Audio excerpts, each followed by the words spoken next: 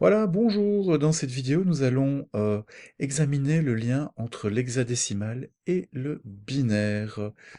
Alors, d'abord, un petit rappel pour les distraits, en fait, hein. Donc, le base 2 ou le binaire, en fait, on a deux chiffres, le 0 ou le 1, et ce qui détermine la valeur d'un nombre, c'est sa position.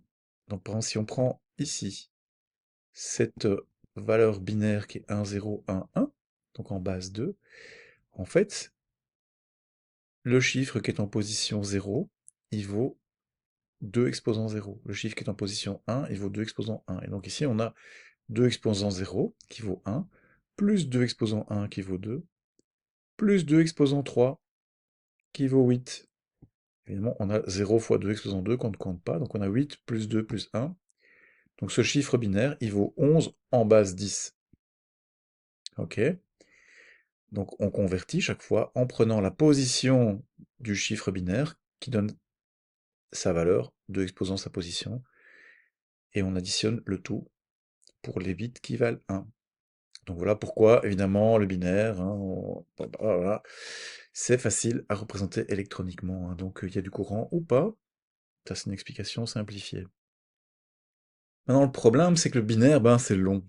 Voilà, oui, c'est le truc, et c'est un peu pénible à lire et à écrire. Alors on va utiliser la base 16. La base 16, en fait, c'est, comme son nom l'indique, il y a 16 chiffres, hein. Donc base 2, il y a 2 chiffres. Base 10, il y a 10 chiffres, ça c'est ce qu'on utilise nous d'habitude. Et base 16, il y en a 16. Alors juste un tout petit souci, c'est que bah, nous, en base 2, c'est facile, on prend le 0 et le 1. En base 10, on prend le 0 jusqu'à 9. En base 16, ben, il nous en manque 6, hein. Donc ce qu'on va faire, c'est au-delà de 10, de 9, on va prendre A, B, C, D, E, F. Et donc, le chiffre, c'est bien un chiffre A, en hexadécimal, correspond à la valeur 10 en décimale. Le chiffre B correspond à la valeur 11. Alors, ce qui est intéressant dans l'hexadécimal, en fait, c'est que, comme il y a 16 chiffres, 16 c'est 2 exposants 4, en fait, avec 4 chiffres binaires, 4 bits, donc, on a un chiffre hexadécimal.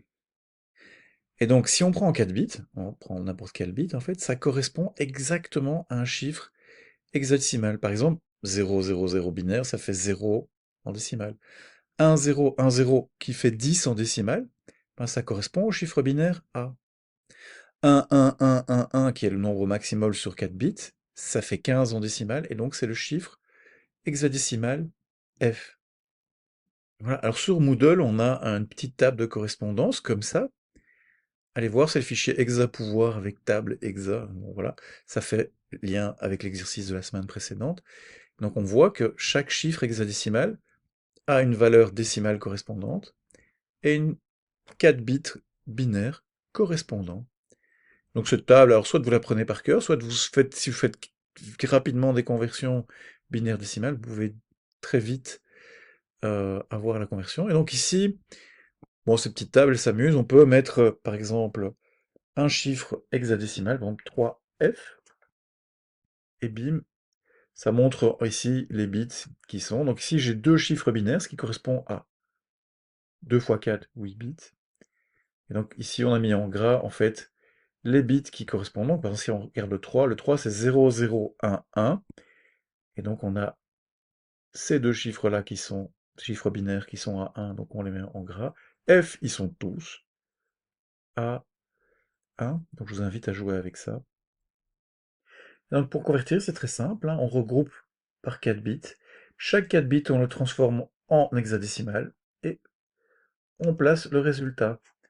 Et donc, si par exemple, voilà, je prends un exemple, hein, c'est cette chaîne binaire super longue, je le découpe en paquets de 4 bits, et chaque paquet de 4 bits, je calcule le chiffre hexadécimal correspondant.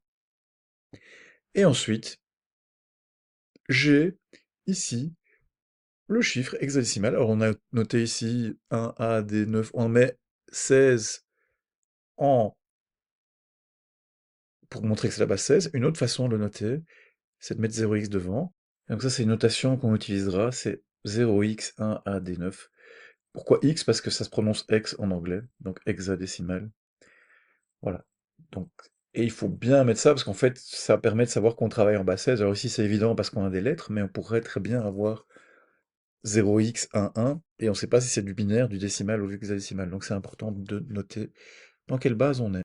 Alors on peut faire l'inverse en fait, hein, c'est-à-dire qu'on prend un chiffre en hexadécimal, hein. Donc, on prend un chiffre en hexadécimal et on prend chaque chiffre hexadécimal, enfin un nombre en hexadécimal, on prend chaque chiffre. Donc si le 3 c'est 0011, le F c'est 11111, et on suffit de les coller les uns à côté des autres pour convertir de l'hexadécimal au décimal. Donc c'est très rapide et c'est très mécanique, et c'est pour ça qu'en fait on utilise la base 16 en fait comme un raccourci pour afficher du binaire. Donc l'hexadécimal doit être vu vraiment comme du binaire affiché de façon plus compacte, hein. Donc voilà, je vous propose ces exercices-ci de convertir ces deux notations, donc ces deux chiffres binaires, essayer de les convertir.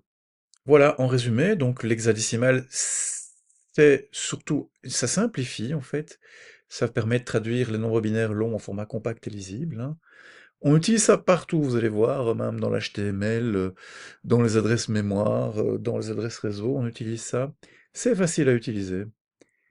Et donc voilà, merci de votre attention.